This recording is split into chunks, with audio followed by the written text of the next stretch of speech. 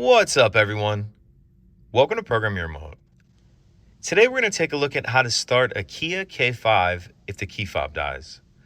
Whether that be a dead battery in the key fob or some other issue, I'm going to show you how you can still get your K5 started. I'm going to be demonstrating on a 2022 Kia K5 in this video, but it will be the same on a couple different years. And the K5 we're looking at in this video has a push button start ignition. So I've taken the battery out of this key fob to demonstrate. As you can see, none of the buttons are working. If I try to start the vehicle as I normally would, I'm going to get a message here saying key not detected. So what we need to do is take our key fob and we're going to use the top of it to press the stop start button. So press the brake in like you normally would. Come over here.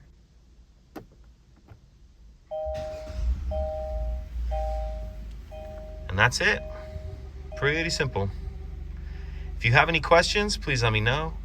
If you could take a second to like and subscribe, it helps us out, and I'd appreciate it. Thank you.